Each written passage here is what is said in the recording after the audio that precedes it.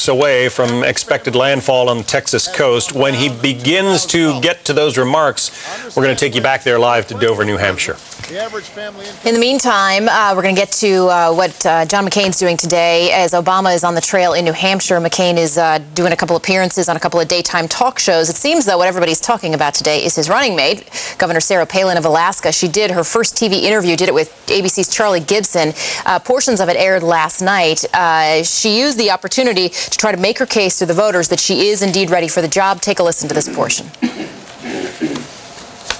Can you look the country in the eye and say, I have the experience and I have the ability to be not just vice president, but perhaps president of the United States of America? I do, Charlie. And on January 20th, when John McCain and I are sworn in, if we are so privileged to be elected to serve this country, we'll be ready. I'm ready. Robert Dillon is the Washington correspondent for the Fairbanks Daily News Miner. He has covered the governor. Robert, thanks for being here. This morning, you said that is not the Sarah Palin we know in Alaska that you watched last night. What do you mean? She was very scripted and obviously sticking really close to the talking points that the McCain campaign have given her.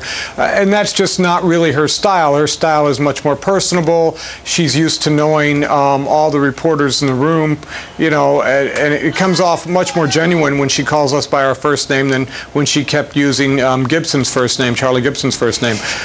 She just is much more charming and personable when she's not having to stick to the script, when she's able to talk off script. And obviously this is a much higher stakes game and a different situation, and they're really keeping her control. What do you think, though, Robert? I mean, you're talking about sticking to the script. Maybe a portion of that was that she's slightly uncomfortable, which anybody would be, and I'm sure all these candidates, when they first started doing network interviews, you know, they get better as they go along, that maybe it's not the most comfortable thing to do, and she knows all the eyes are on her, and it was more just that bit of discomfort as opposed to necessarily reading a script.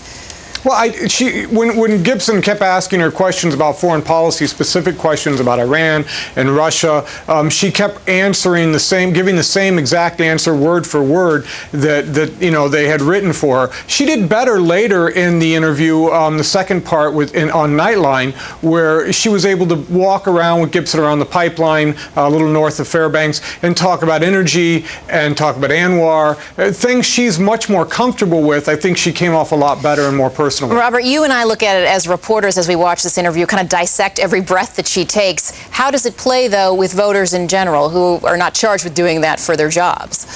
Well, you know, a lot of the rhetoric or a lot of the talk reminded me of the Bush campaign of you know, kind of, we should be scared. There's a lot of terror. She used the, you know, the term, I think, hell-bent 3 or 4 times, that there are people out there that are hell-bent on destroying America. So I think she's playing to the base, the conservative base. I'm not sure how well she's going to play with swing voters. And there's a new poll out today that says they're not gaining ground in swing states, but they are gaining ground with the base. Robert, one last question for you, though. There's no major headline today of any major misstep that she made. McCain camp, I would assume, considers that a victory.